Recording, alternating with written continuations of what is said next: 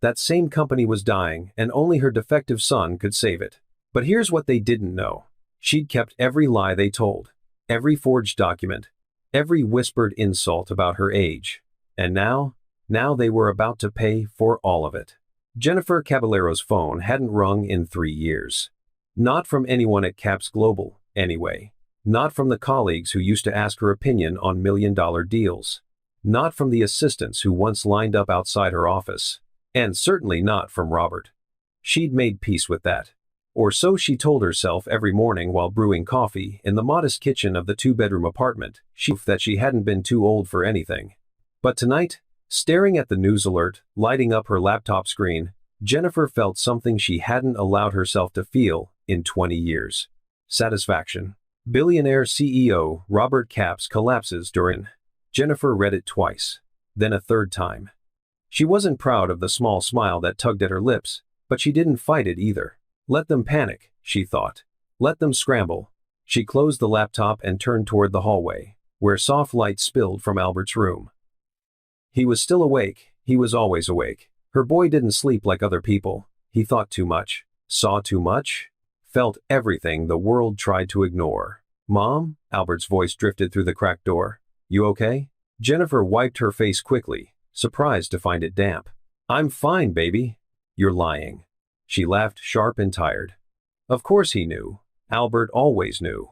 She pushed the door open and found him exactly where she expected. Hunched over his desk, 3 monitors glowing with code she couldn't begin to understand. A half-eaten sandwich forgotten beside a disassembled hard drive. "You need to eat," Jennifer said softly. "I did eat, 4 hours ago. That doesn't count." Albert finally looked up, and Jennifer's heart did what it always did when she saw those eyes. Robert's eyes, sharp and storm gray, the only thing her son had inherited from a man who didn't deserve him. "You saw the news," Albert said. It wasn't a question. Jennifer hesitated. She'd worked so hard to keep Robert's world separate from theirs. She never spoke his name. Never let bitterness poison the air, Albert breathed. But her son was 20 now, brilliant, observant, and far too good at reading the things she didn't say. "I saw it," Jennifer admitted. And nothing. It has nothing to do with us." Albert studied her for a long moment, then turned back to his screens. "You're lying again." 20 years earlier, Jennifer had been someone else entirely. Sharp. Untouchable. The woman every executive at Caps Global either wanted to impress or feared disappointing. She'd been Robert's right hand before she'd been anything else, the strategist who'd helped him turn a struggling tech firm into an empire. They'd started as colleagues, then friends, then something she still didn't have a word for. It had never been simple with Robert. He was brilliant and brutal, visionary and cold. But when he looked at her across a conference table, when he asked her opinion and actually listened, Jennifer had felt something she'd convinced herself she didn't need. Seen. And then she'd gotten pregnant. The memory still played like a film reel she couldn't shut off. Jennifer standing in Robert's corner office, hands shaking, trying to find the words. She'd rehearsed it a dozen times, thought she was ready. She wasn't. Robert had gone completely still when she told him the kind of still that meant his mind was already racing, already calculating, already building walls. "I didn't plan this," Jennifer had said, hating how small her voice sounded. "But I'm keeping the baby. I wanted you to know." Silence stretched between them like a chasm. Then Robert spoke, and 5 words destroyed everything. "You can't give me an heir." Jennifer blinked. "What?" "You're 43, Jennifer." Robert's voice was quiet, clinical. "The board is already questioning my judgment. A child from an unofficial relationship with someone your age? It's a liability I can't afford." She'd stood there, frozen, while Robert turned back to his desk as if she'd already left. As if she'd already ceased to exist. "If you've ever been dismissed because of your age, if someone ever looked at you and decided you were too old for your dreams, your career, or your worth, you're not alone. That feeling of being erased, thousands of women watching this right now know exactly what that's like. Because we're building a community here where women finally get the recognition they deserved all along. You belong here." Jennifer had cleaned out her office that same night. No dramatic exit, no confrontation. She simply packed her files into a single box, left her keycard on the desk, and walked out of Caps Global with her head high and her heart shattered. 3 people had seen her leave. None of them said goodbye. Albert was born 6 months later, small, quiet, and watchful in ways that unnerved the nurses. He didn't cry like other newborns. He stared, absorbed, studied the world like it was a puzzle he was already solving. Jennifer had loved him instantly and ferociously. But the world hadn't been kind. Neighbors whispered that Albert was slow because he didn't speak until he was 3. Teachers suggested he needed special programs because he didn't socialize. Other children avoided him because he was weird. But Jennifer saw the truth they all missed. Albert wasn't slow. He was waiting until he had something worth saying. At 6 years old, Albert had rebuilt a broken radio Jennifer had thrown in the trash. At 10, he'd hacked into his school's computer system, not to cause trouble, but to fix a scheduling error that had been frustrating students for weeks. At 15, he'd taught himself 4 programming languages and designed an algorithm that could predict server failures before they happened. And now, at 20, Albert spent his nights creating systems that no one had asked for, solving problems that no one else had noticed, building brilliance in the dark while the world called him useless. Jennifer knew better. She'd always known. But she'd also learned to protect him from a world that didn't understand genius when it came quietly.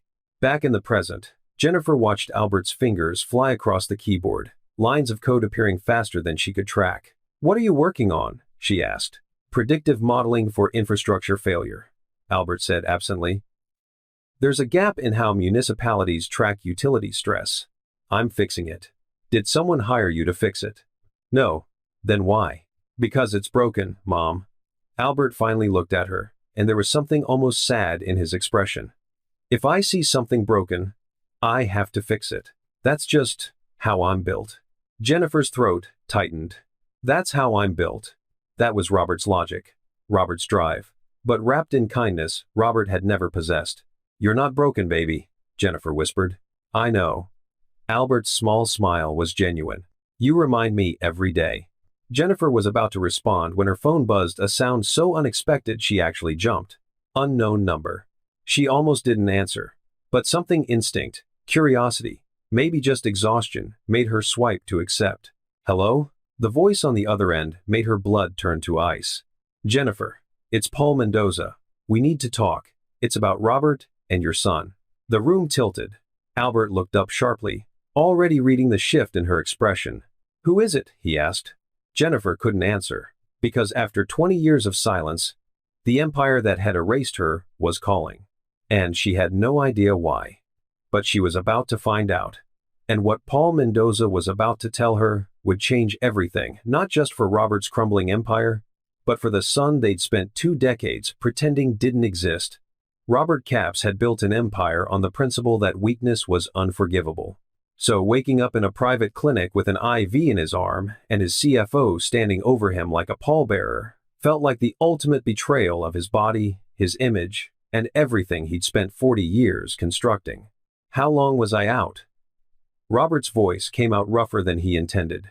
Paul Mendoza didn't sugarcoat it. 7 minutes during the meeting. 3 hours since we brought you here. The board saw everything. Paul's expression was unreadable. The footage is already on financial news sites. Stock dropped 11% in 2 hours. Robert closed his eyes, fury rising in his chest like bile. 11%. Holders, billions. "Get me out of here," Robert said, already reaching for the IV. "No." Paul's hand shot out, stopping him. "You're not leaving until you hear what I have to say. And trust me, Robert, you need to be sitting down for this." There was something in Paul's tone that made Robert freeze. In 20 years of working together, Paul had never used that voice. The one that said the ground beneath them was already crumbling. "What aren't you telling me?" Robert asked slowly. Paul pulled a chair close to the hospital bed, sitting in a way that felt rehearsed, prepared, like he'd been waiting for this moment for a very long time. "The company is failing, Robert." Silence. "That's not possible. I reviewed the quarterly reports myself. The reports are lies." Paul's voice was flat, factual. "I've been covering the hemorrhaging for 18 months. We've been moving numbers, delaying disclosures, restructuring debt to keep the illusion alive. But we're out of time." Robert felt the heart monitor beside him spike. "You've been what?" keeping your empire from collapsing while you played king. Paul leaned forward, and for the first time, Robert saw something he'd never seen in his CFO's eyes before. Contempt. Caps Global is rotting from the inside out. 3 of our largest contracts are about to default. Our infrastructure systems are outdated by a decade. Competitors have been quietly poaching our best engineers for 2 years, and the board knows all of it now. Robert's hands gripped the bedsheets. Why wasn't I told? You were told. Repeatedly. You ignored every warning because admitting vulnerability isn't in your DNA. The words landed like physical blows. Paul pulled a tablet from his briefcase and placed it on Robert's lap. Financial projections glowed on the screen. All red, all plummeting, all catastrophic. The board held an emergency meeting while you were unconscious, Paul continued. They've given you an ultimatum. Name a successor within 6 months, or they'll remove you and appoint their own. A successor. Robert's laugh was bitter. I'm 58 years old. I don't need a successor. I need time to fix this. You don't have time. And frankly, Robert, you don't have the answer. Paul's voice softened slightly, but the truth in it was sharp as glass. This company needs someone who understands the systems you refuse to modernize. Someone who can rebuild infrastructure you let decay. Someone with a mind brilliant enough to untangle the mess we're in. And where exactly do you suggest I find this miracle worker? Paul reached into his briefcase again, slower this time. He pulled out a manila folder, worn at the edges like it had been opened and closed 1,000 times. He placed it carefully on Robert's lap. Robert looked down at the label. Albert Caballero. The name hit him like a freight train. No, the word came out strangled. Absolutely not. You haven't even looked at what's inside. I don't need to. Robert shoved the folder back toward Paul, but his hands were shaking. That boy is nothing to me. He's your son. Paul's voice was steel, and the only person who can save this company. Robert's vision blurred at the edges. 20 years. He'd spent 20 years not thinking about Jennifer, not thinking about the decision he'd made, not thinking about the child he'd refused to acknowledge. And now that ghost was sitting on his lap in a manila folder, demanding to be seen. He's 20 years old, Robert said through gritted teeth. He has no experience, no training, no understanding of him. He has everything you don't. Paul opened the folder himself, forcing Robert to see. At 16, Albert designed a predictive algorithm for infrastructure failure that's more sophisticated than anything our entire engineering team has produced. At 18, he built a financial modeling system that caught 3 major accounting errors in public companies' errors their own auditors missed. At 19, he published a white paper on sustainable tech systems, under a pseudonym that's now required reading at MIT. Robert stared at the documents. Charts, code samples. A photograph of a young man with dark hair and storm gray eyes that looked hauntingly familiar. His chest tightened. Jennifer's son, Robert whispered. Your son, Paul corrected. And before you tell me again that he's nothing, let me show you something else. Paul pulled out a second folder, this one older. The papers inside yellowed with age. 9 years ago, Jennifer sent you this. Paul's voice was quiet now, almost sad. She sent you samples of Albert's work, early projects he'd built, problems he'd solved. She wasn't asking for money or recognition. She just wanted you to know what your son was capable of. Robert's throat closed. You never opened it. Paul placed the folder beside the first one. It sat in your assistant's filing system for 9 years. Marked, irrelevant. You never even looked. The words hung in the air like an accusation. Robert reached for the old folder with trembling hands. Inside were printouts of code, handwritten notes in Jennifer's careful script, and a single photograph. A boy, maybe 11 years old, sitting at a desk, surrounded by disassembled electronics. His face lit with concentration. He looks like me, Robert thought, and the realization felt like drowning. Why are you showing me this now? Robert's voice cracked. Because you're out of options. Paul stood, and for the first time in 2 decades, he looked at Robert not as an employee, but as someone delivering a eulogy.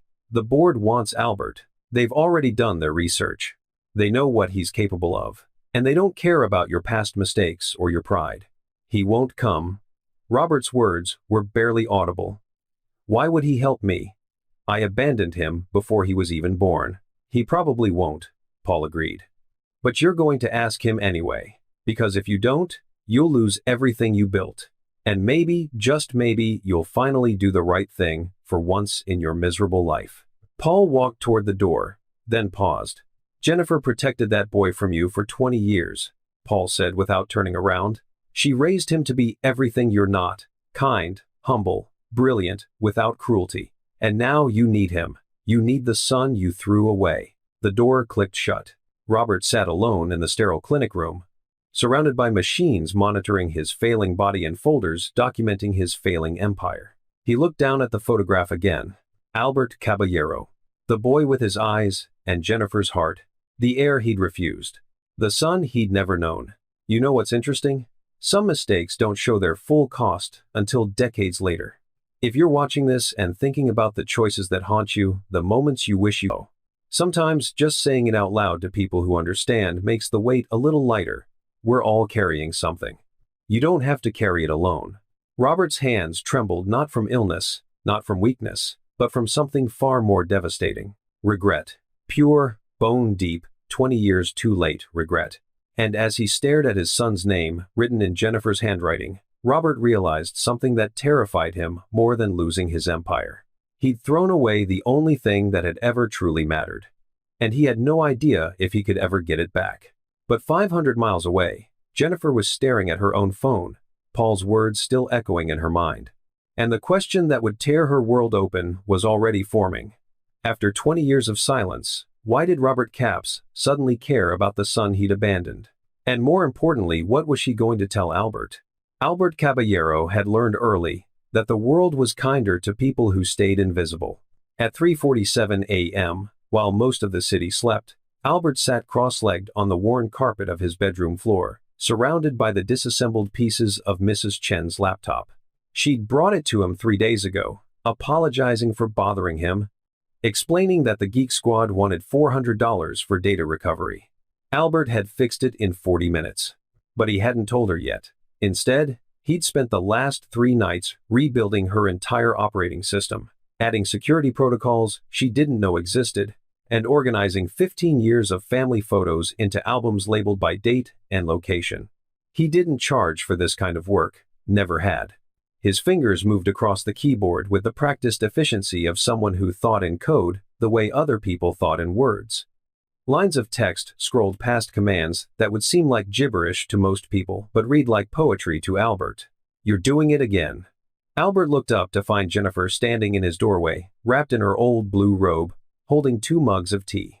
"Doing what?" he asked, though he already knew. "Fixing things for people who'll never know how much work you put in."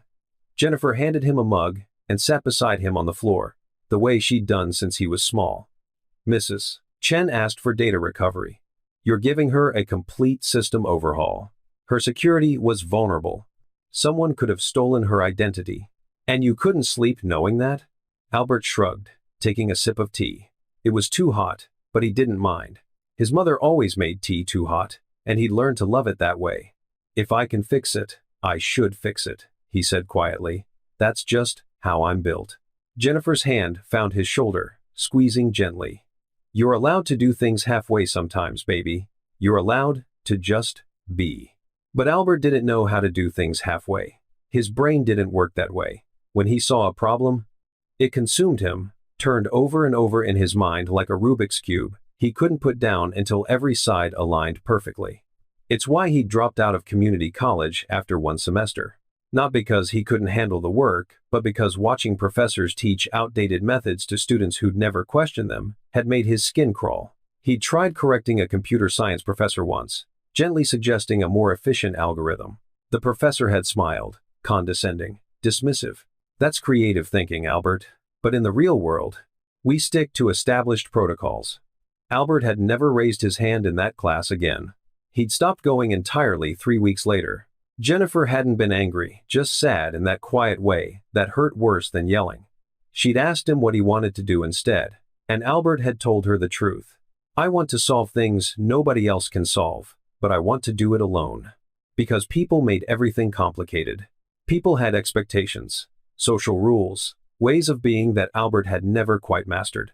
They wanted eye contact, and small talk, and explanations for why he was the way he was. His mother was the only person who'd never needed explanations. She just loved him, completely, without conditions. And some days, that felt like the only thing keeping him tethered to a world that had never quite wanted him. At 6:15 a.m., Albert walked to the corner store to buy milk. Mr. Heir entered, his expression shifting the way it always did, polite, but guarded. Like Albert was something fragile, that might break if handled incorrectly. "Morning, Albert." "Morning. How's your mom?" "Good." The conversation died there, the way it always did. And Albert grabbed the milk, paid, and left. Outside, Mrs. Rodriguez was walking her terrier. She saw Albert and crossed to the other side of the street. Not obviously, not rudely, just away. Albert had stopped being hurt by it years ago. He knew what the neighbors said. Strange, odd, that boy who never talks. His mother had tried to shield him from it, but Albert heard whispers the way he heard everything too clearly, too completely. At 12, he'd overheard Mrs. Rodriguez tell another neighbor that Jennifer was wasting her life raising a boy who'd never amount to anything. Albert had gone home and asked his mother if he was a burden. Jennifer had cried, actually cried. Then she'd held his face in her hands and said words he still carried like a talisman. "You are not a burden, you are my purpose. And one day, the world will see what I've always seen, that you're extraordinary." Albert wanted to believe her. But extraordinary people didn't live in cramped apartments fixing neighbors' laptops for free. Extraordinary people didn't drop out of community college. Extraordinary people didn't hide from a world that had never figured out what to do with them. He was just Albert. Smart, maybe. Useful, occasionally. But not extraordinary.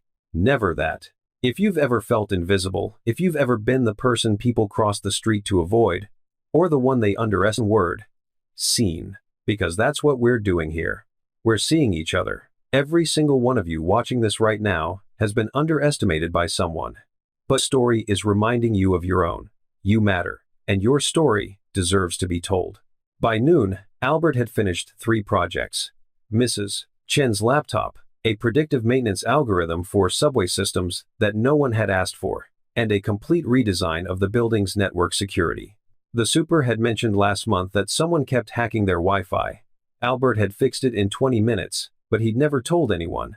He just liked knowing the problem was solved. Jennifer found him at his desk, staring at code that would have made MIT professors weep. "You need to eat," she said. "I'm not hungry." "You haven't eaten since yesterday." Albert glanced at the clock, genuinely surprised. Time did that sometimes disappeared when he was working. Hours collapsed into minutes. The world outside his screens ceased to exist. "I'll eat later," he promised. Jennifer didn't move. She had that look, the one that meant she was about to say something he wouldn't want to hear. "Albert, baby, have you thought more about applying to those programs I showed you? The ones at the tech companies?" His stomach tightened. "Mom, you're brilliant. You could be doing this work professionally. Getting paid. Getting recognized." "I don't want to be recognized." The words came out sharper than he intended. "I just want to be left alone."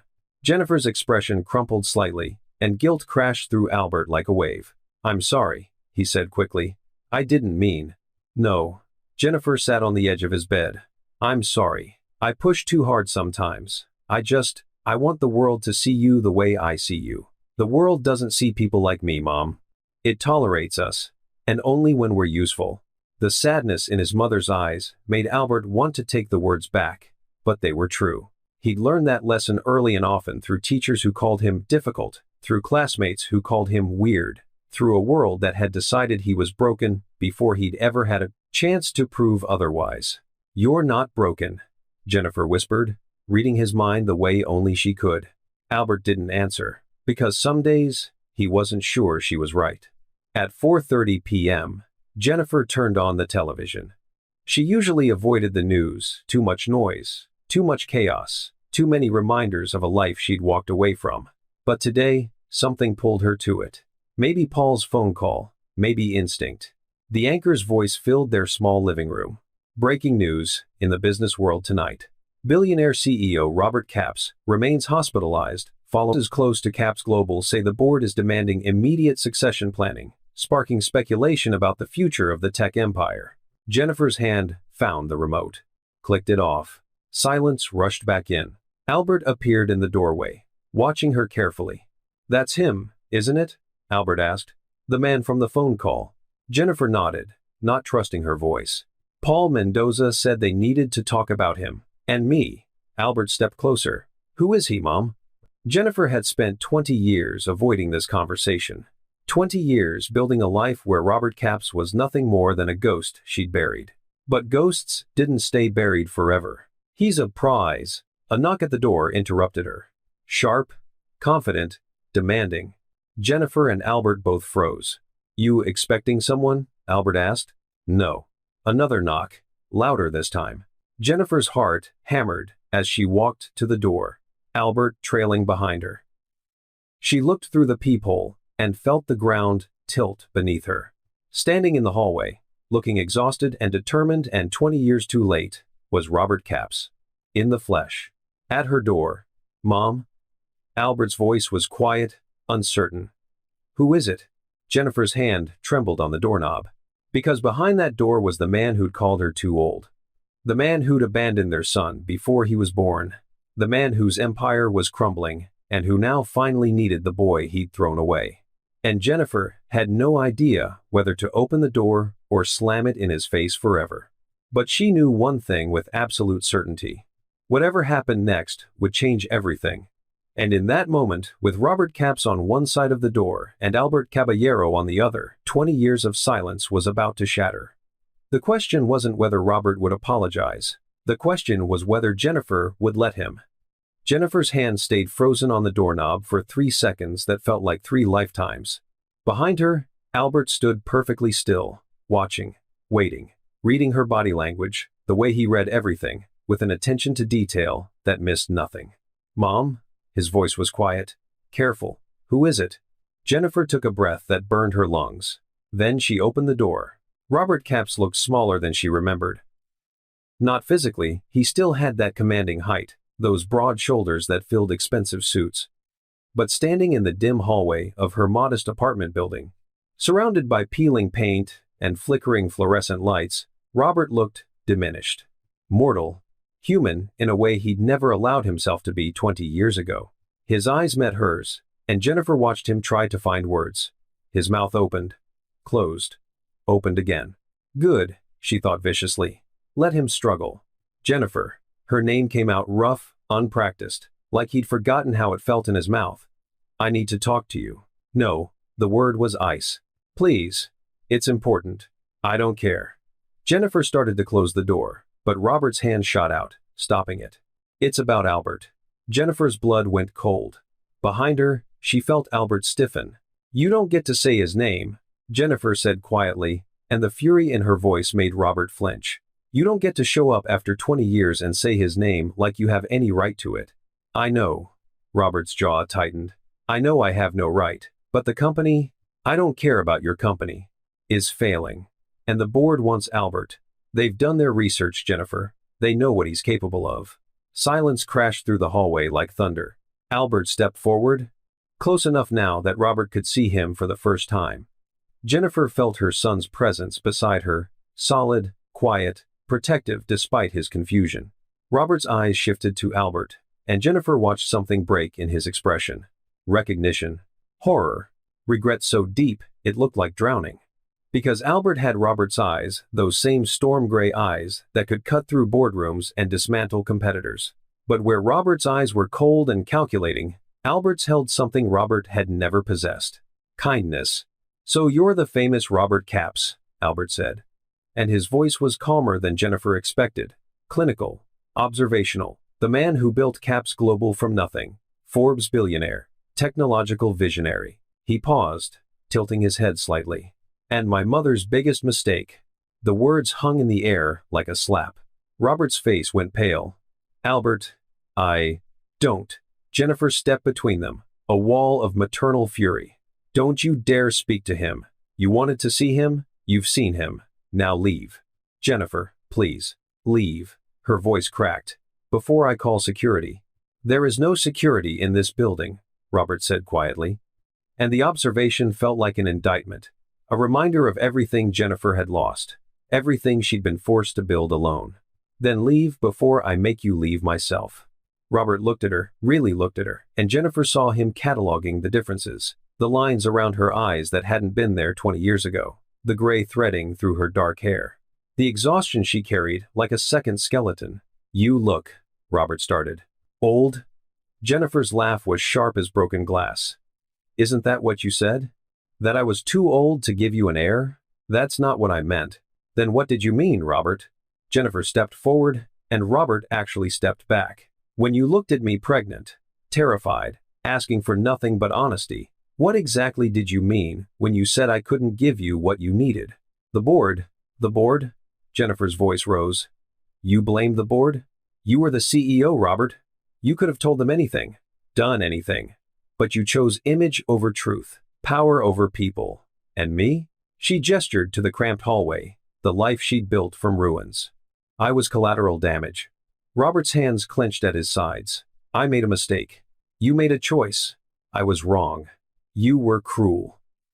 Jennifer's eyes burned, but she refused to let tears fall.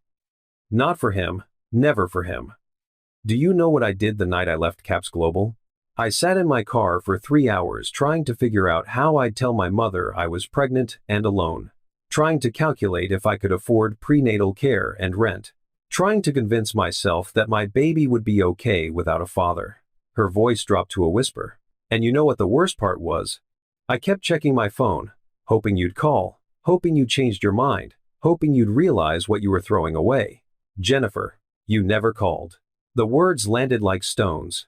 Robert's jaw worked silently. When he finally spoke, his voice was hollow. I told myself you were better off. That a child deserved a different kind of father. That I wasn't capable of. You were right about one thing, Jennifer interrupted. Albert did deserve a different kind of father. He deserved someone who showed up, someone who cared, someone who saw him as more than a liability to be managed. Behind her, Albert was too quiet.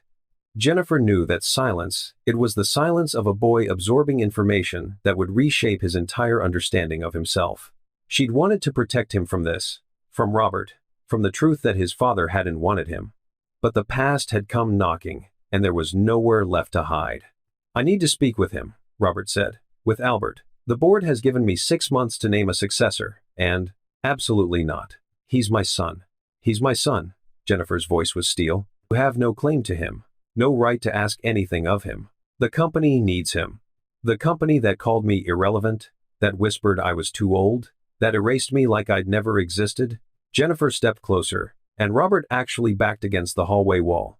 That company can burn to the ground for all I care. I'm not asking for me, I'm asking for yourself. Jennifer's eyes were merciless. You're always asking for yourself, Robert. It's the only language you speak. Albert's voice cut through the tension like a knife. Can I ask a question? Both adults turned to him. Albert stood with his arms crossed, his expression unreadable, that careful blankness he wore around strangers. But Jennifer saw the tremor in his hands, the slight tension in his jaw, the way he'd positioned himself near the doorway, like he might need to escape. Did you know about me? Albert asked Robert. When my mother was pregnant, did she tell you? Robert hesitated, and in that hesitation, Jennifer saw him calculating, considering what answer would serve him best. She'd forgotten how much she hated that about him. Yes, Robert finally said. She told me. And you chose not to be involved. I thought, Robert stopped, then seemed to decide on honesty. I thought she was better off without me. No. Albert's voice was soft, but certain. The accuracy of it made Robert flinch. Albert studied him for another long moment, and Jennifer watched her son do what he always did, collect data, analyze patterns, solve the puzzle in front of him. You don't look sick, Albert observed. Paul Mendoza said you collapsed, but you're standing fine. Your color's good. Your breathing's steady. He paused. So this isn't about you needing help. This is about your company needing help. And you're desperate enough to ask the son you abandoned for 20 years. Robert said nothing. What could he say?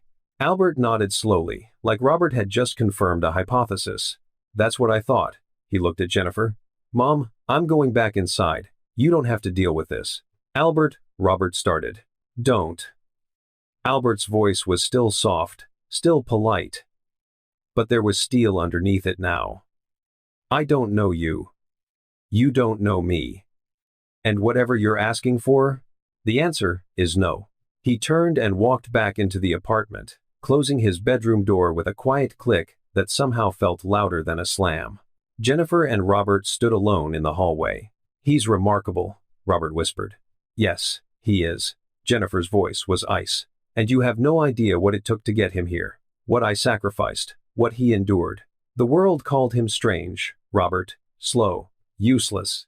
Do you know how many times I had to convince my brilliant, beautiful boy that he wasn't broken? Robert's eyes were wet. Jennifer. Every single day, her voice cracked. Every single day, I had to rebuild what the world tried to tear down. And you? You were too busy building your empire to even open the file I sent you. The file showing you who Albert was. What he could do. I know. Robert's voice was barely audible. Paul told me. I know. You didn't lose an heir, Robert. You threw one away. And now that your empire is crumbling, now that you finally need something only he can give, now you show up. She stepped back toward her door. You're 20 years too late. If you're watching this, and you've ever had to say words like that to someone who wronged you, if you've ever stood your ground, and finally told someone that your story, sometimes the most powerful thing we can do is refuse to let people rewrite history. This community is here for you. We see you. And if this moment of justice hits you, the needs to see it. Because vindication, it's beautiful when it finally comes. I know I don't deserve. You don't deserve anything from us. Jennifer's hand found the doorknob. Not forgiveness, not help, not even this conversation. But I gave it to you anyway. Because unlike you, I believe people deserve honesty. Even when it hurts. Robert looked broken. Smaller than ever. Good, Jennifer thought again. If you truly want to make this right, Jennifer said quietly, leave us alone. Let Albert live his life without being dragged into your mess. Let him be extraordinary on his own terms, not yours. She started to close the door. What if I can't fix this without him? Robert's voice was desperate. What if the company falls, and then let it fall? Jennifer met his eyes one last time. You built that empire on ambition and sacrifice. Maybe it's time you learned what it feels like to be the one sacrificed. She closed the door, locked it, and finally let herself cry. Behind his bedroom door, Albert sat with his back against the wall, his hands shaking, his brilliant mind trying to process what he'd just learned. The father who'd never wanted him, now needed him. And the question Albert couldn't stop asking himself was the one that terrified him most. Did that change anything?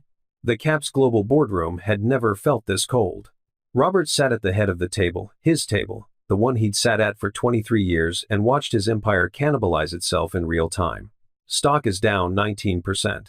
Marcus Chen, the head of investor relations, didn't bother softening the blow.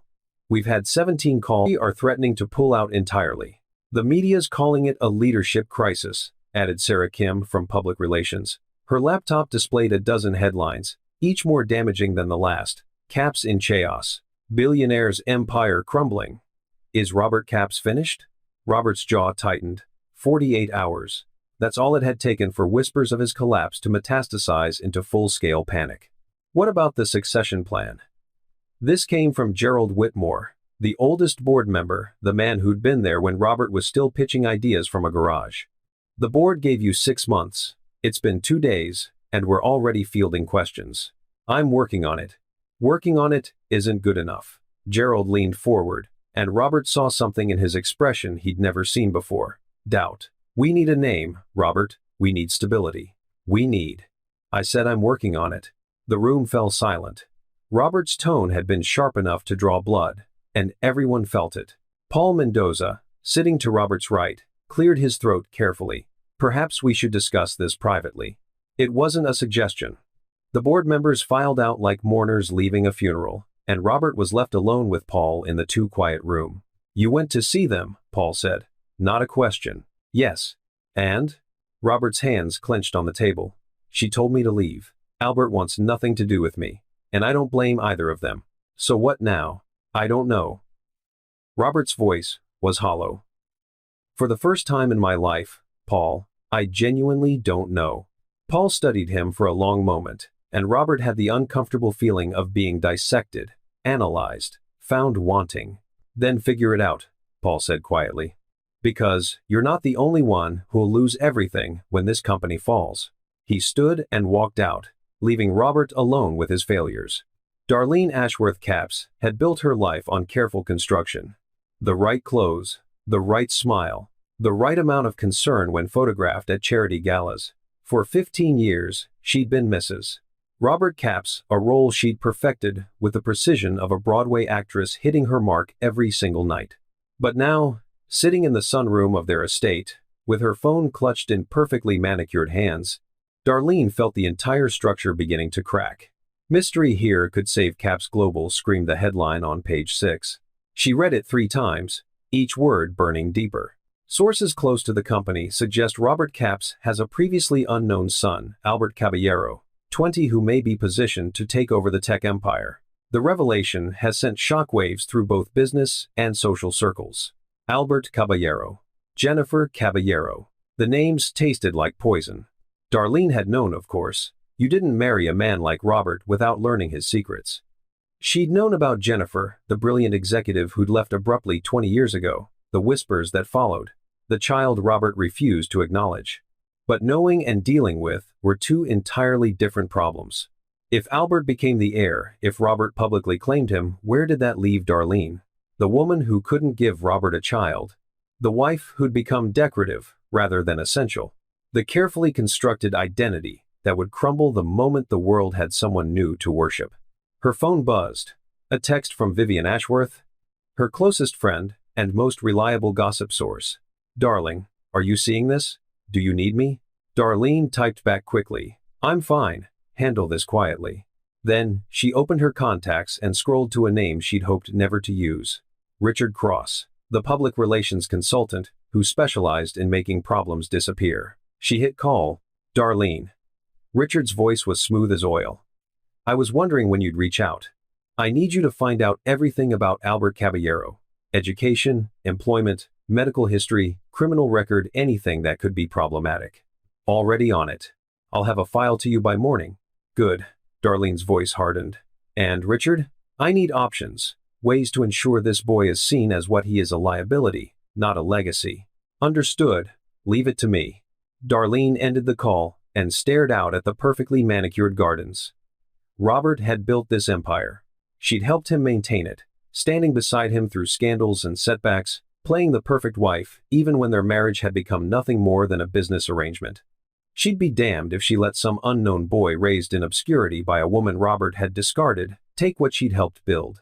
Albert Caballero had no idea what he was stepping into, but he was about to learn.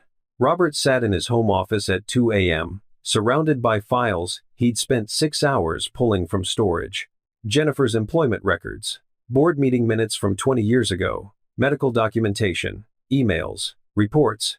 He was looking for something, anything that would explain how he'd made such a catastrophic mistake, how he'd looked at a woman he respected, maybe even loved, and convinced himself she was too old to carry his child. The memory felt foreign now, hollow, like it belonged to someone else entirely. But the evidence was here somewhere. He just had to find. Robert stopped. His hands froze on a document dated 3 weeks before Jennifer told him she was pregnant. A medical report. Capps Global's corporate physician. Subject: Jennifer Caballero, confidential health assessment. Significant concerns regarding age-related fertility complications. High-risk pregnancy factors. Recommendation: unsuitable for childbearing, at current age, 43. Robert read it once, twice, 3 times. The words blurred together, and suddenly, he was back in his office 20 years ago, looking at this exact report, remembering the fear it had planted. The certainty that Jennifer couldn't give him what he needed. But something was wrong. The signature looked off. The letterhead was slightly misaligned. The date formatting didn't match other documents from that year. Robert's blood went cold. He grabbed his phone and called Dr. Vaught's office. It was the middle of the night, but Robert didn't care. He needed. "This is Dr. Vaught's service. How may I direct your call? I need to speak with Dr. Vaught immediately. This is Robert Capps." "I'm sorry, Mr. Capps, but Dr. Vaught passed away 8 years ago from a heart attack." The room tilted. "What? He had a heart attack? Is there another physician I can connect you with? Robert ended the call, his hand shaking. Dead. The doctor was dead, which meant Robert couldn't verify, couldn't confirm. He looked at the report again with new eyes, searching for other inconsistencies. And there they were, small details that felt wrong, phrases that didn't match Dr. Vaught's usual language, medical terminology used incorrectly. This wasn't real. This report, the one that had convinced him Jennifer was too old, too risky, too unsuitable, was a forgery. Robert's mind raced backward, connecting dots he'd been too blind to see. The board members who'd pushed him to distance himself from Jennifer. The whispers about protecting the company's image.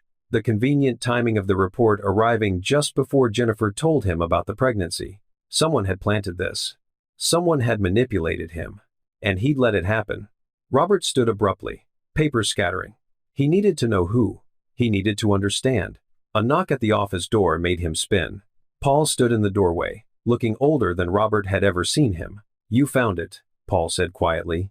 It wasn't a question. You knew. Robert's voice was deadly calm. You knew this was fake. I suspected. I couldn't prove it. Paul stepped inside, closing the door behind him. But yes, I knew someone on the board wanted Jennifer gone. Who? Gerald Whitmore, Marcus Chen, maybe others. Paul's expression was grim. Jennifer was too good, Robert. Too smart. Too influential. They saw her as a threat to their power structure. When they learned she was pregnant, they saw an opportunity to destroy her, to remove her, Paul corrected. And you let them do it. Not because you were malicious, but because you were afraid. Afraid of the board. Afraid of public perception. Afraid of anything that might threaten what you'd built. Robert sank into his chair, the full weight of his failure crushing him. I threw her away based on a lie. Yes. I abandoned my son based on a lie. Yes. And you knew. Robert looked up, and there was something broken in his expression. Why didn't you tell me? Paul's jaw tightened. I tried. You wouldn't listen. You were so convinced the board was right, so desperate to protect your image, that you couldn't see what was happening. So I did the only thing I could. What? I helped Jennifer leave. Paul's voice was steady, unflinching. I made sure she had savings she didn't know about. I anonymously paid for Albert's medical expenses when he was young. I sent opportunities her way when I could, because if you weren't going to protect them, Robert, someone had to. The words hung between them like an indictment. Robert felt something crack inside his chest, something he'd built walls around for decades. Pride, maybe, or control, or the illusion that he'd been the hero of his own story. I destroyed everything, Robert whispered. Yes. I can't fix this. Probably not. Paul walked to the door, then paused. But you can try. Not for the company. Not for the board. Not even for yourself. You can try for them. For Jennifer and Albert. Because they deserve better than what you gave them 20 years ago. Paul left. Robert sat alone in his office, surrounded by evidence of his greatest failure, and made a decision. He would fix this. He would expose the board members who'd manipulated him. He would dismantle the lie that had destroyed Jennifer's career and Albert's childhood. He would burn his own empire to the ground, if that's what it took to make this right. But even as he made that vow, Robert knew the truth Paul had left unspoken. Fixing something didn't erase the damage. And wanting to do better didn't mean he deserved the chance. Miles away, Darlene received an email from Richard Cross with a subject line that made her smile. Leverage. Inside Caps Global. Board members began making quiet phone calls about protecting their interests. And in a modest apartment, Albert lay awake, staring at the ceiling, unable to stop thinking about the man at the door, who'd looked at him with such desperate regret. The war for Robert Caps's empire had begun, and none of them knew yet how much blood it would cost. The envelope arrived on a Tuesday morning, delivered by a man in a suit, too expensive for their neighborhood. Jennifer signed for it with hands that already knew this was trouble. Inside was a single sheet of cream-colored letterhead, the kind that cost more per page than most people spend on groceries, embossed with the Caps Global logo. And beneath it, a handwritten note in Robert's precise script. Albert, I'm offering you the position of successor to Caps Global. Full authority, complete control, The resources to build whatever you want. I know I have no right to ask. But I'm asking anyway. Robert. Jennifer read it twice, then handed it to Albert, without a word. He was at his desk, as always, surrounded by screens and half-finished projects. He took the letter, scanned it with those sharp gray eyes, and then did something Jennifer didn't expect. He laughed. Not the cruel, mocking laugh of someone relishing another's desperation, but the stunned, almost sad laugh of someone confronted with something so absurd it defied rational response. He's serious, Albert said, setting the letter down like it might contaminate him. He actually thinks I'd say yes. What do you want to do? Jennifer asked carefully. Albert looked at her, really looked at her, and Jennifer saw the question beneath his question. What do you want me to do? I want you to do whatever feels right to you, Jennifer said firmly. Not for him, not for me, for you. Then the answer's no. Albert turned back to his screens. I don't want his company. I don't want his legacy. And I definitely don't want to spend the rest of my life cleaning up messes made by people who thought I was useless. Jennifer's chest loosened with relief she hadn't known she was holding. Okay, she said softly. Then we tell him no. We don't tell him anything. Albert's fingers resumed their dance across the keyboard. We ignore him. Eventually, he'll figure it out. But Robert didn't figure it out. 3 days later, he showed up again, this time with Paul Mendoza beside him like a second and a witness. Jennifer opened the door with her arms crossed, blocking the entrance like a sentry. He said no, she stated flatly. He didn't say anything, Robert countered. I never got a response. Silence is a response. Jennifer, please. 5 minutes. That's all I'm asking. The answer is still. I'll talk to him. Both adults turned. Albert stood behind Jennifer, looking calmer than anyone had a right to look when facing the father who'd abandoned them. Albert, you don't have to, Jennifer started. I know. Albert stepped past her, meeting Robert's eyes directly. 5 minutes. Out here. She doesn't have to listen to this. Jennifer hesitated, then squeezed Albert's shoulder and stepped back inside, but only far enough to keep the door cracked. She wasn't about to leave her son alone with Robert Capps. Albert crossed his arms, mirroring his mother's earlier stance, and waited. Robert seemed to struggle with where to start. Finally, he said simply, I'm offering you everything. I heard you the first time. Then why didn't you respond? Because I don't owe you a response. Albert's voice was steady, almost clinical. You don't know me. You didn't want me. And I don't trust you. The words landed with surgical precision, and Robert flinched. You're right, Robert said quietly. I don't know you, but I know your work. Paul showed me your algorithms, your systems, your solutions to problems my entire engineering team couldn't solve. You're brilliant, Albert. You could. Stop. Albert held up a hand. You're doing the thing people always do.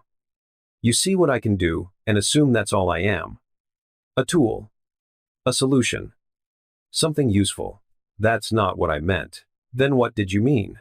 Albert stepped closer, and there was something almost dangerous in his calm. Because from where I'm standing, you're not offering me an opportunity. You're offering me a mess. Your mess. And expecting me to fix it because you finally realized I'm not useless after all. Robert's jaw tightened. The company is failing. Thousands of people will lose their jobs if. That's not my problem. It could be your legacy. I don't want your legacy.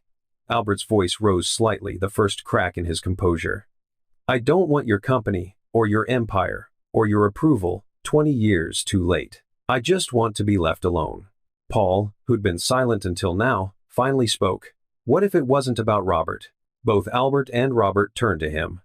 What if it wasn't about legacy, or approval, or making amends? Paul continued, looking directly at Albert.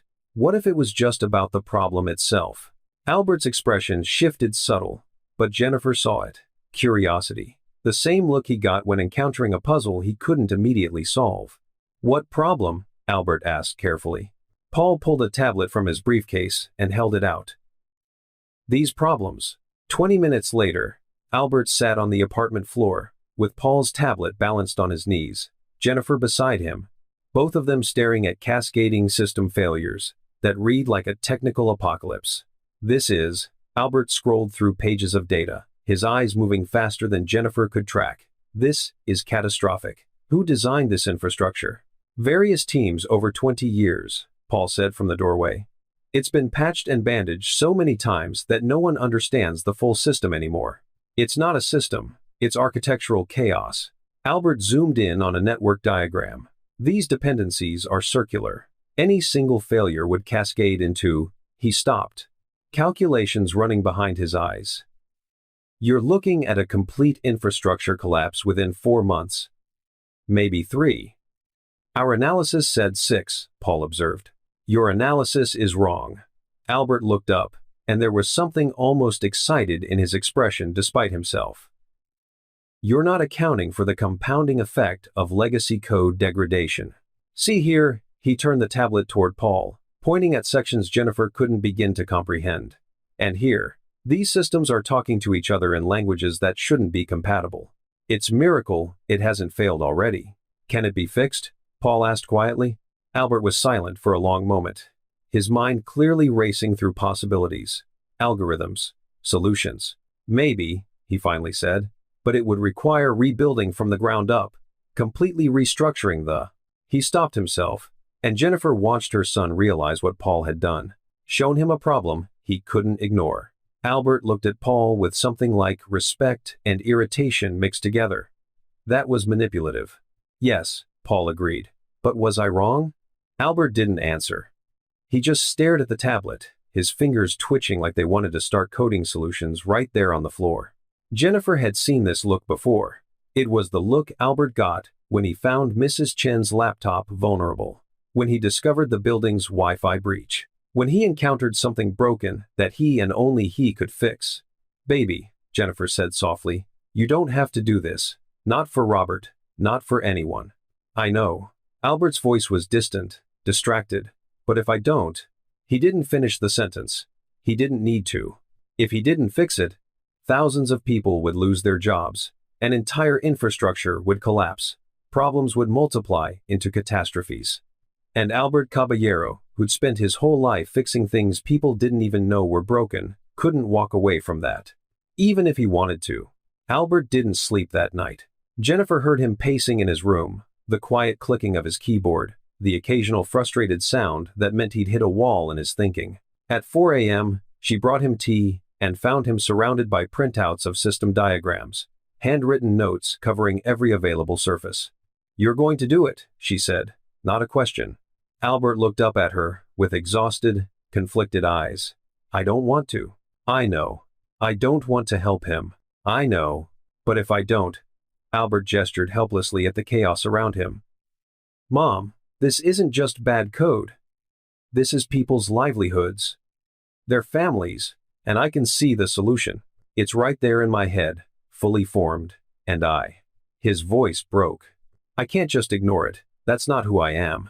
Jennifer sat beside him on the floor. Pulling him into a hug he melted into despite being 20 years old and brilliant, and supposedly grown.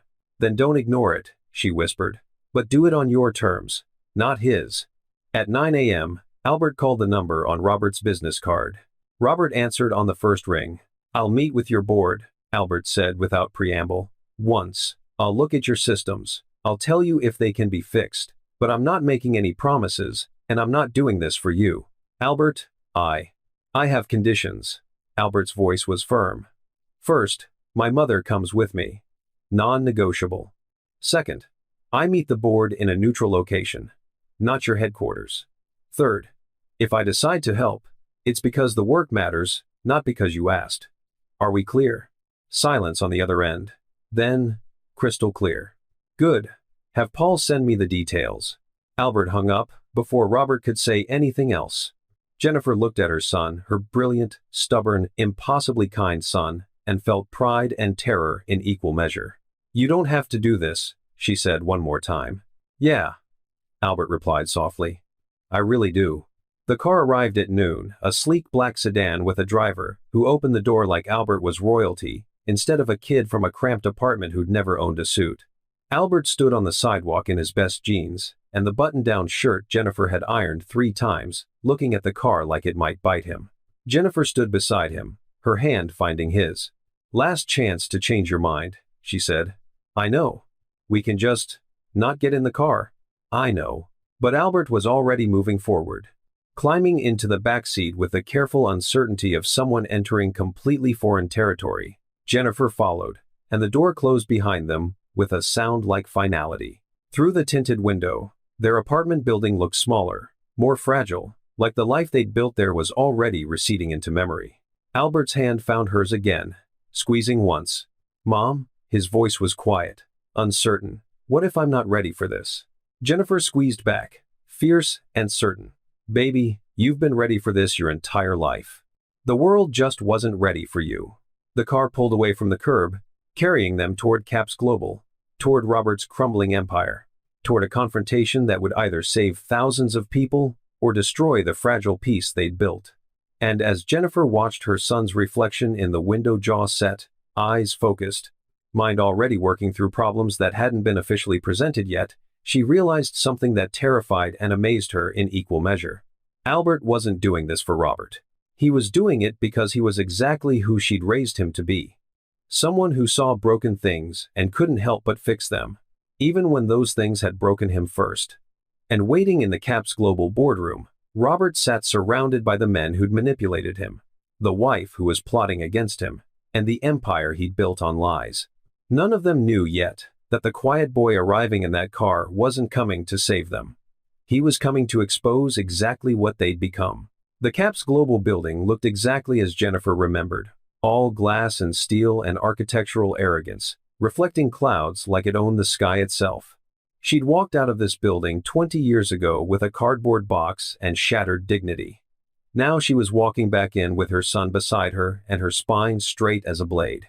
Albert's hand found hers as they approached the entrance. "You okay?" he asked quietly. Jennifer wanted to lie, wanted to tell him she was fine, that this place held no power over her anymore. But Albert had always been able to read her too well. "No," she admitted, "but I will be." The lobby was exactly the same. Marble floors that clicked under expensive shoes. The massive Caps Global logo suspended from cables, rotating slowly like a corporate sun. Security guards in crisp uniforms who looked at visitors like potential threats. One of them stepped forward as they approached. "Jennifer Caballero and Albert Caballero," she said before he could ask. "We're expected." The guard checked his tablet, and something shifted in his expression. Recognition, maybe. Or surprise that someone from their world would be on Robert Caps's calendar. "Top floor. Mr. Capps is waiting." The elevator ride felt eternal. Jennifer watched the numbers climb 15 floors, 20, 30 each one, carrying them higher into the empire she'd helped build and been erased from. Albert was quiet beside her, but his fingers drummed against his thigh in the pattern Jennifer recognized. He was nervous, running calculations, preparing himself for whatever came next. "Remember," Jennifer said softly, "you don't owe them anything. Not performance, not proof, not—" "I know." Albert's voice was steady, despite the drumming fingers. "But I came here to see if I can fix this. So, I need to actually see it." The elevator chimed. 40th floor. The doors opened onto a reception area that screamed old money and new power. And standing there, looking older and more uncertain than Jennifer had ever seen him, was Robert Capps. He took a step forward, then stopped, like he wasn't sure he had permission to approach. "Jennifer." Her name sounded like an apology. "Albert, thank you for coming." Jennifer said nothing, just looked at him with eyes that held 20 years of silence. "I wanted to," Robert started. "Before we go into the boardroom, I wanted to say—" "Don't." Jennifer's voice was ice. "Don't apologize. Don't explain. Don't try to make this moment about your guilt, or your regret, or your sudden realization that you made a mistake." Robert's mouth closed. "I came here for Albert," Jennifer continued. "Because he asked me to. Not for you. Not for closure. Not for any conversation you think we need to have." She stepped closer. And Robert actually stepped back. "So let's be very clear about something. I didn't forgive you in the hallway, and I'm not forgiving you now. You don't get absolution just because you finally feel bad about what you did. I know I don't deserve. You don't deserve anything from us." Jennifer's words were precise, surgical. "You didn't lose an heir, Robert. You threw one away. And the fact that you're finally looking at what you discarded doesn't make you noble. It makes you desperate." The words landed like physical blows. Albert touched his mother's arm gently. Mom. The boardroom. Jennifer took a breath, centering herself. Then she nodded. Lead the way, she said to Robert. The boardroom was exactly as Jennifer remembered. 20 feet of mahogany table, leather chairs that cost more than most people's cars, floor-to-ceiling windows overlooking a city that looked like a toy model from this height. And seated around that table were the men who'd erased her. Gerald Whitmore, whose fabricated medical report had destroyed her career. Marcus Chen, who'd never once defended her when the whispers started. Sarah Kim, who'd rewritten press releases to remove Jennifer's contributions. And half a dozen others who'd watched her leave and said nothing.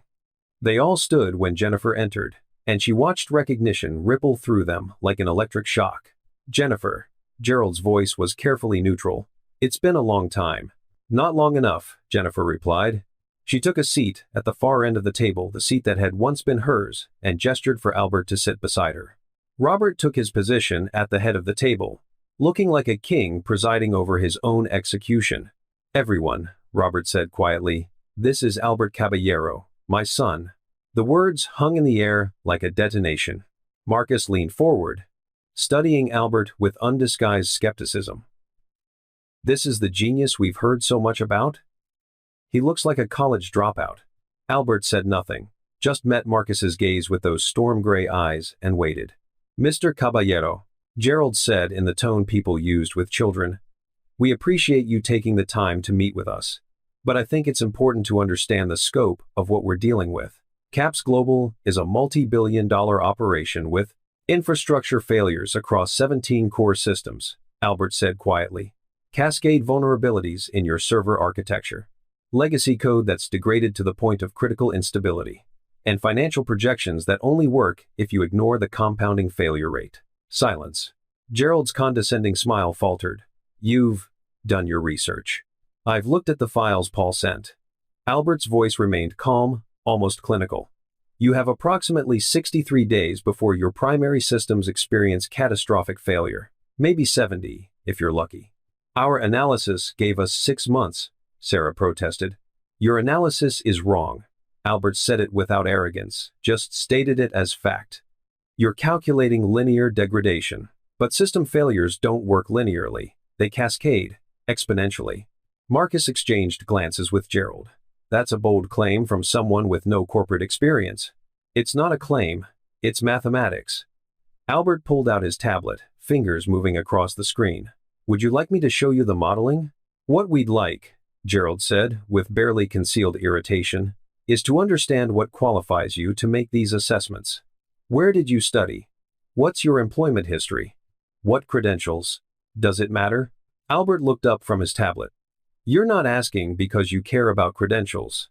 You're asking because you want to disqualify me before I say something that makes you uncomfortable. The accuracy of it made several board members shift in their seats. We have the right to vet potential successors, Marcus said stiffly. Then vet this. Albert stood, walked to the massive whiteboard that covered one wall, and picked up a marker. For a moment, he just stared at the blank surface. Jennifer could see him organizing information in his mind, building the architecture of his explanation. Then he started writing. Numbers first, then system diagrams, then lines connecting dependencies, variables, failure points. His handwriting was quick, efficient, covering the board in cascading logic that looked like art and mathematics had a child. He wrote for 3 minutes straight without stopping, without hesitating, without second-guessing a single calculation. The board members watched in silence that shifted from skepticism to confusion to something close to awe. Finally, Albert capped the marker and turned around. This, he gestured to the board, is your actual infrastructure, not the version you've been showing investors, not the sanitized reports. This is reality. He pointed to a cluster of interconnected systems in the upper right. These 12 systems are talking to each other using 3 different programming languages and 4 incompatible protocols. They shouldn't work at all. The fact that they do is essentially held together by digital duct tape and prayer. A few uncomfortable laughs around the table. Albert didn't smile. Here's your cascade failure point. He tapped the center of the diagram. When this system fails, and it will fail, it takes these 6 with it. Those 6 take another 15. Those 15 collapse your entire infrastructure within 48 hours. Can it be prevented? Robert's voice was quiet. Yes. Albert drew a new line across the board. Complete system rebuild. Ground up. New architecture that's actually designed to scale, instead of patched together over 2 decades. You'd need to. He listed 17 specific changes, each one more technically complex than the last. Jennifer watched the board members' expressions shift from skepticism to comprehension to something that looked like hope. When Albert finally stopped, the silence in the room was absolute. Gerald cleared his throat. That's impressive. But implementing something like that would require 6 months if you do it right. 3 if you're willing to take calculated risks. Albert set down the marker. I can give you a complete implementation plan by Friday. Full documentation, resource allocation, risk assessment. And you can actually do this? Sarah asked. And the condescension was gone from her voice now. Rebuild an entire corporate infrastructure? I can design it. You'll need engineers to implement it. Albert shrugged. But yes, I can do it. Marcus leaned back in his chair, reassessing. You're 20 years old. Yes. No degree, no corporate experience. Also yes. And you're telling us you can solve in 6 months what our entire team couldn't solve in years? Albert looked at him directly. I'm telling you I already solved it. Implementation is just details. The room erupted in whispered conversations. Board members leaned toward each other, some excited, some defensive, all of them recalibrating their understanding of the quiet boy they dismissed on sight. Paul Mendoza stood slowly, and the room quieted. He looked at the whiteboard, at the solution laid out in Albert's precise handwriting, then at the board members, who'd spent years ignoring problems Albert had untangled in minutes. Gentlemen, Paul said quietly, your successor. The words settled over the room like a benediction. Jennifer watched her son, her brilliant, underestimated, extraordinary son, stand at that whiteboard looking uncomfortable with the attention but certain of his work. And she watched the men who'd called her too old, who'd fabricated reports to destroy her career, who'd dismissed her child before he was born, finally understand what they'd tried so hard to erase. Albert wasn't just capable. He was exceptional, and they had no choice but to bow to it. If you just felt chills watching that moment, if you've been waiting for Albert to, because this is what happens when the underestimated finally get their moment. And if you know someone who needs to see this story, someone who's been called too much or not enough their whole life, and quiet brilliance finally gets loud. You're watching something special here. Don't let it end with you. Robert stood, and when he spoke, his voice carried something Jennifer had never heard from him before. Genuine humility. Albert is right, about everything. Robert looked at the board members who'd manipulated him. And if we're going to save this company, we do it his way, on his terms, with his vision. Gerald started to protest. Robert, we can't just hand over. We can, and we will. Robert's voice hardened. Because the alternative is watching everything collapse while we protect our pride. So the question isn't whether Albert becomes my successor. The question is whether you're willing to let him save what you helped destroy. The board members looked at each other, trapped, cornered, out of options. One by one, they nodded. Albert watched it all, with an expression Jennifer couldn't quite read. Not triumphant, not satisfied, just observing. I'll need complete access, Albert said, to all systems, all files, all financial records, no restrictions. Done, Robert said immediately. And I work from home. I'm not moving into an office here. Whatever you need. And my mother gets her name back. Albert's voice was quiet, but absolute. Every project she contributed to, every innovation she helped create, her name goes back in the records, publicly. Jennifer's breath caught. Robert looked at her, and there was something broken and grateful in his expression. Yes, absolutely yes. Albert nodded once. Then I'll start Monday. He walked back to Jennifer, took her hand, and together they stood to leave. As they reached the door, Albert paused and looked back at the room full of executives who'd finally recognized what he was. Oh, he said casually. One more thing. Some of you fabricated medical documents to destroy my mother's career. I found the evidence. Paul has copies. So while I'm rebuilding your systems, I suggest you start thinking about how you'll rebuild your reputations after the truth comes out." He smiled small, sharp, devastating. "Because it's definitely coming out." Then he walked out, leaving behind a boardroom full of powerful men who just realized they'd made an enemy of the one person they desperately needed. And as the door closed behind them, Jennifer squeezed her son's hand and whispered 4 words she'd been waiting 20 years to say. "I'm so proud of you." The news broke before Albert and Jennifer even made it home. Cap's global name's mystery heir. Robert Cap's secret son to save failing empire. Who is Albert Caballero? By the time their car pulled up to the apartment building, 17 news outlets had called Jennifer's phone. 23 had emailed. The building super was fielding questions from reporters camped outside like it was a celebrity stakeout. "Mom," Albert said quietly, staring at the crowd through tinted windows. "This is going to get worse before it gets better." Jennifer squeezed his hand. "We don't have to talk to them. We don't owe them anything." "I know, but he does." Albert looked at his phone, where Robert's number sat in his recent calls. Waiting. Like Robert himself had been waiting for 20 years. "He needs to tell the truth," Albert said. "All of it, not just the convenient parts." Inside Cap's global headquarters, Robert sat in his office with Paul and a crisis management team that looked like they'd aged 10 years in 3 hours. "The media wants a statement," Sarah Kim said, her usual composure cracking at the edges. "We've had 47 interview requests. The board is fielding calls from investors. Stock jumped 9% on the news about Albert. But it'll crash again if we don't control the narrative." "Then we control it," Robert said. "How? What do we say?" Marcus Chen looked panicked.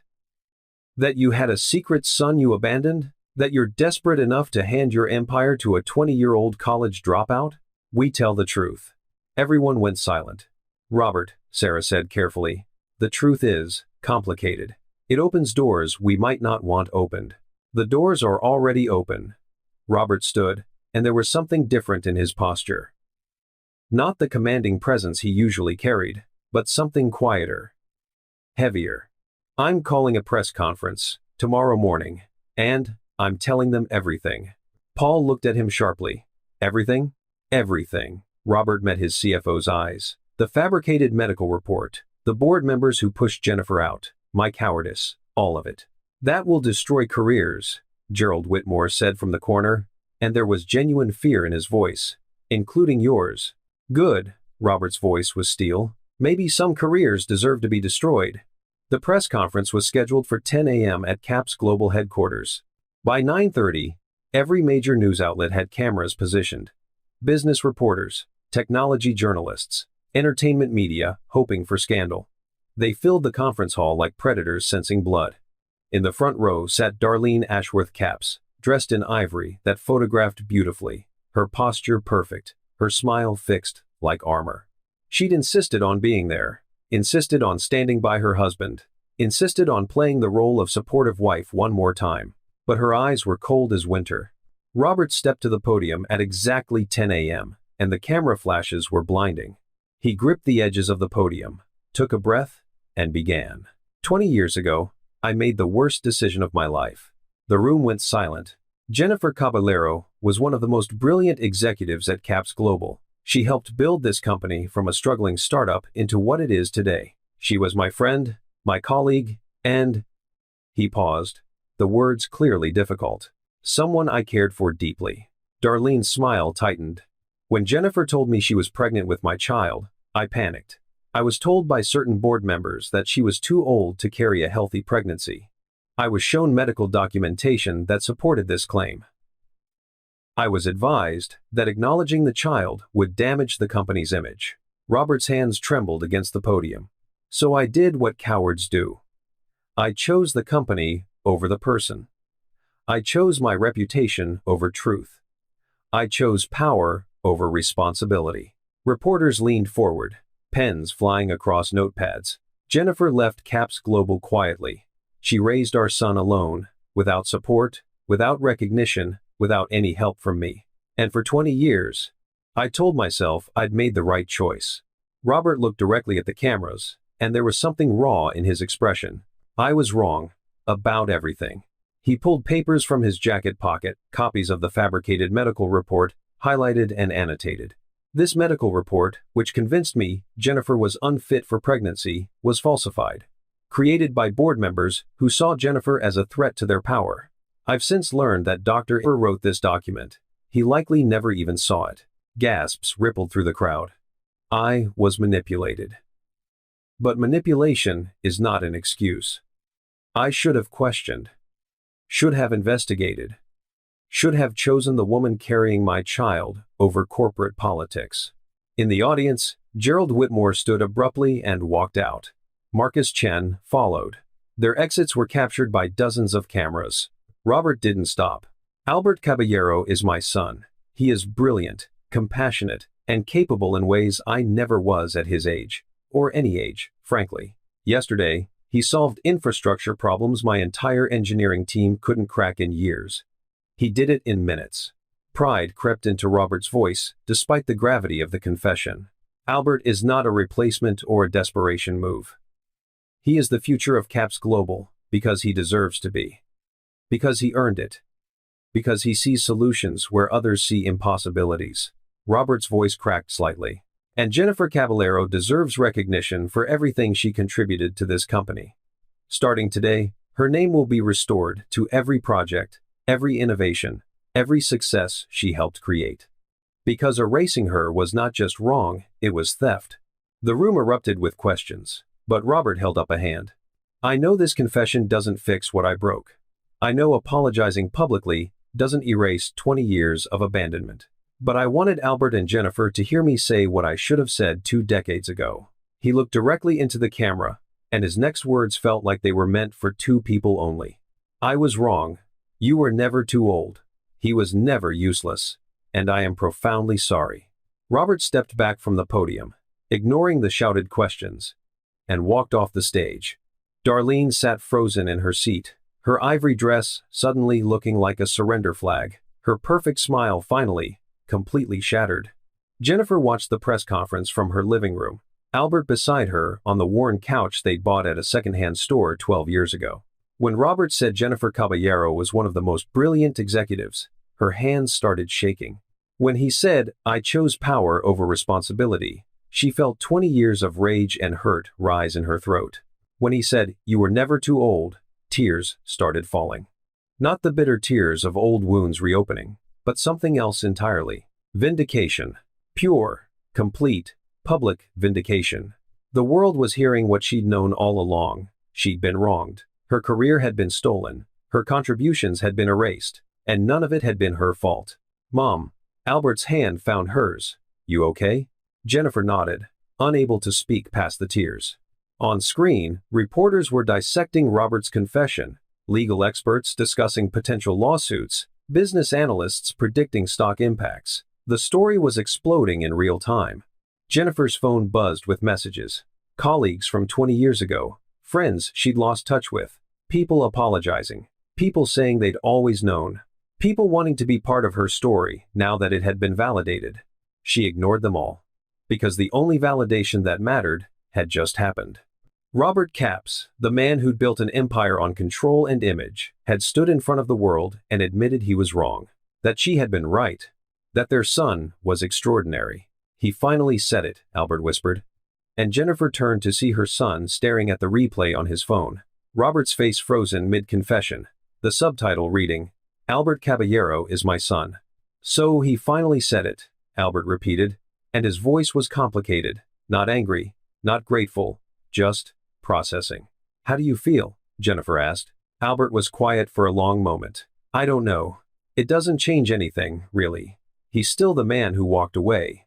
But at least now the world knows he was wrong to do it. Albert looked at his mother. And they know you were right. About everything. If you just watched that, and felt your heart break and heal at the same time. If you know what it's like to wait decades for someone to find truth, are you still waiting to hear? Because sometimes putting it into words helps. And this community, where truth finally wins and justice finally comes. Because that's what we do here. We wait for the vindication, and we celebrate when it arrives. Jennifer pulled him into a hug, and they sat there, watching the news cycle devour Robert's confession. Watching his empire shift beneath him, Watching the truth finally do what truth was supposed to do. Expose, correct, heal. Across the city, in the estate she'd decorated with perfect taste and empty love, Darlene Ashworth Capps packed a suitcase with shaking hands. The press conference had been televised in real time, which meant her friends had seen it. Her mother had seen it. Every person she'd smiled at and entertained and presented her perfect marriage to had just watched her husband confess to having a son with another woman. Not just a son. A brilliant son. A worthy son. The son Darlene could never give him. Her phone rang. Robert's number. She let it go to voicemail. It rang again, and again, and again. Finally, she answered. "Don't," she said before he could speak. "Don't apologize. Don't explain. Don't pretend this is anything other than what it is. Darlene, you humiliated me, on national television. In front of everyone who matters. I told the truth. You destroyed me for your truth." Her voice rose, years of careful composure finally shattering. "Do you have any idea what this does to my reputation? My standing? Everything I built? I'm sorry." "No, you're not. You're relieved." Darlene's laugh was sharp. "You get to play the repentant father, the man who finally does the right thing. You get redemption." She grabbed her suitcase. "And I get to be the wife who wasn't enough. The woman who couldn't give you a child. The placeholder until your real family showed up. That's not fair. Nothing about this is fair, Robert. But I'm done pretending. Done playing the perfect wife for cameras while you rebuild your life with the family you actually wanted. Where are you going? Anywhere you're not." Darlene ended the call, threw her phone on the bed, and walked out of the house she'd lived in for 15 years. The press was already gathering outside. Cameras, questions, flashes. She smiled that practiced. Perfect smile, and got into her car. Let them wonder, she thought. Let Robert explain. She was done being part of his story. That night, Albert sat at his desk designing the infrastructure that would save Capps Global, while Jennifer made tea she didn't drink, and Robert sat alone in his empty house, staring at his phone. The world had heard the truth. The consequences were unfolding, and somewhere in the space between confession and forgiveness, three people who'd spent 20 years apart were finally, impossibly, beginning to orbit the same truth. That some mistakes couldn't be unmade. But maybe, just maybe, they could be survived. And as the news cycle continued its feast, as board members resigned and stock fluctuated, and the public debated and judged, one question remained. Could Robert Capps earn back what he'd thrown away? Or had his confession come 20 years too late to matter? 6 months after the press conference, on a Tuesday evening that felt like any other, Jennifer heard a knock at her door. She'd learned to recognize the different knocks. Mrs. Chen's was apologetic. The delivery drivers were impatient. Albert's building manager was authoritative. This knock was uncertain, almost hesitant. Like someone who wasn't sure they had the right to knock at all. Jennifer opened the door and found Robert Capps standing in her hallway, but not the Robert she remembered. This version wore jeans instead of tailored suits. A simple jacket instead of designer labels. And his eyes held something they'd never held before. Humility. Jennifer. Her name came out careful, practiced, like he'd rehearsed this moment 1,000 times. I know I have no right to be here. But I was hoping. Could we talk? Just for a few minutes. Jennifer's first instinct was to say no. To close the door the way she'd wanted to close it 20 years ago. To protect the peace she'd built in the months since Robert's confession had turned their private pain into public spectacle. But something stopped her. Maybe it was the exhaustion in Robert's face. Maybe it was curiosity. Maybe it was just the understanding that some conversations needed to happen, even when they hurt. 5 minutes, Jennifer said, stepping back to let him in. Robert entered her apartment for the first time, and Jennifer watched him take in the space she'd called home for 2 decades. The worn furniture. The bookshelves Albert had built from salvaged wood. The modest kitchen where she'd raised a genius on a budget that never quite stretched far enough. This was what Robert's choice had cost her, and she wanted him to see it. I've been going to therapy, Robert said, still standing because she hadn't invited him to sit. 3 times a week, for 5 months. My therapist says I need to apologize properly, without excuses, without trying to explain away what I did. Okay. Jennifer crossed her arms. So apologize. Robert took a breath. I'm sorry for abandoning you when you needed me most. I'm sorry for choosing my career over you and our child. I'm sorry for believing lies instead of trusting you. I'm sorry for 20 years of silence and cowardice. He paused, and Jennifer saw his hands trembling.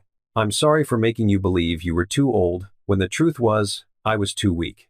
I'm sorry for letting you raise Albert alone, for missing every moment of his childhood, for not being there when the world called him strange, and you had to be strong enough for both of you. Robert's voice cracked.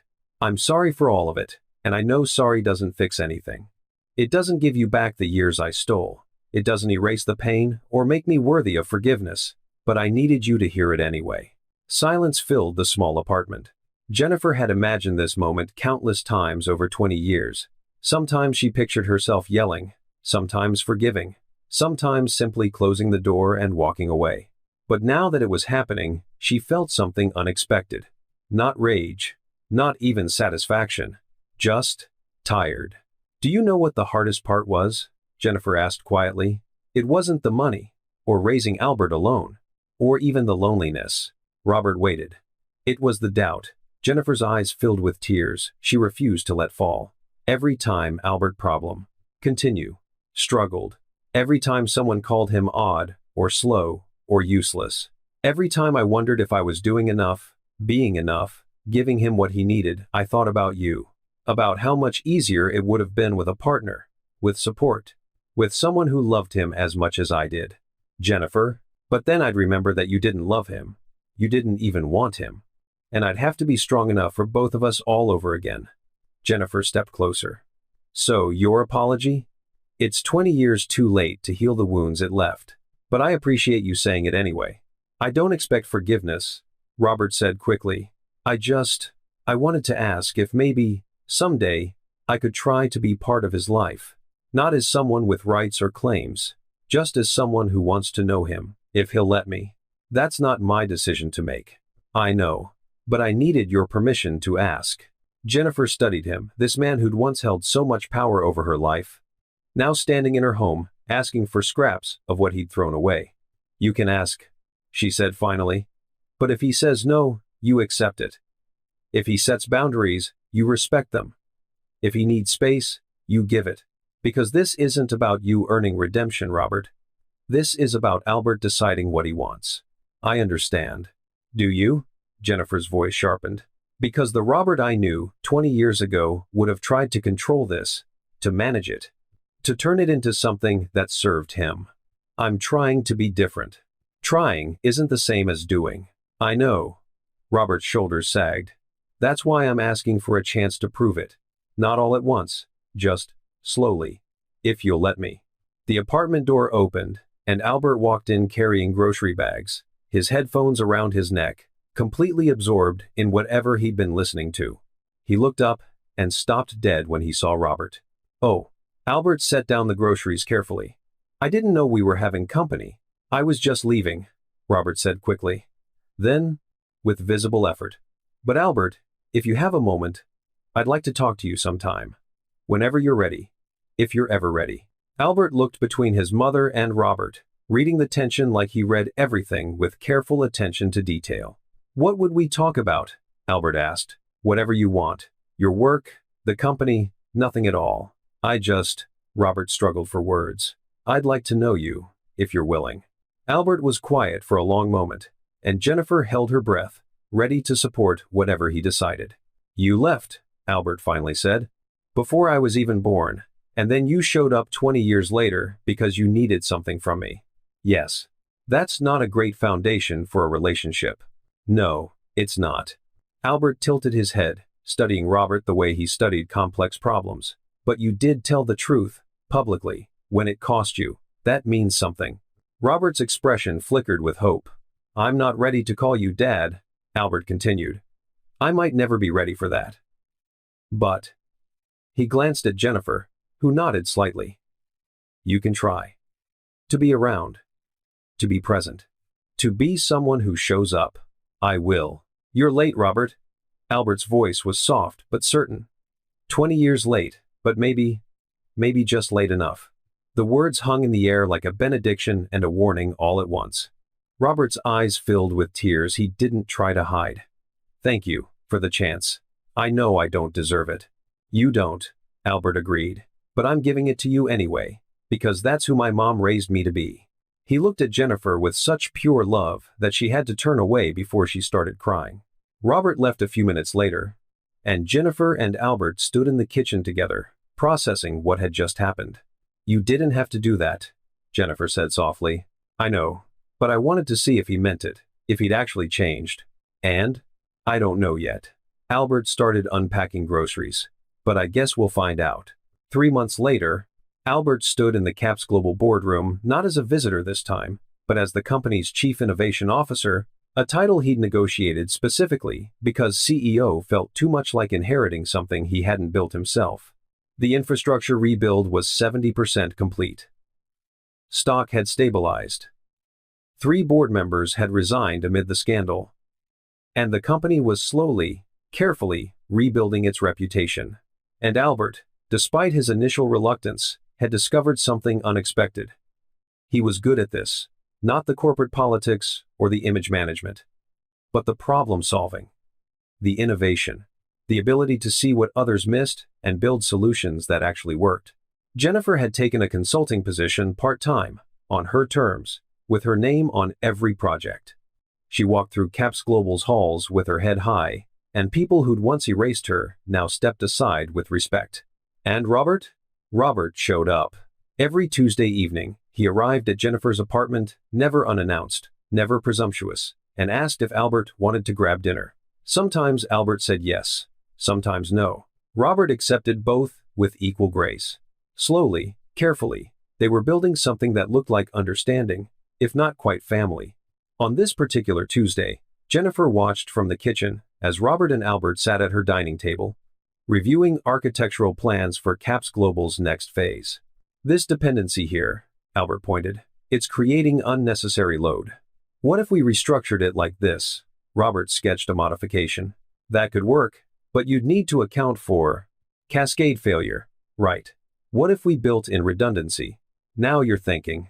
They worked together with surprising ease, not as father and son, but as 2 minds that respected each other's capabilities. Jennifer stood in the doorway, watching, and felt something settle in her chest that had been unsettled for 20 years. Peace. Not because everything was fixed, not because the pain had disappeared, but because finally, after all this time, the truth was visible. Albert had never been useless. He'd just been unseen.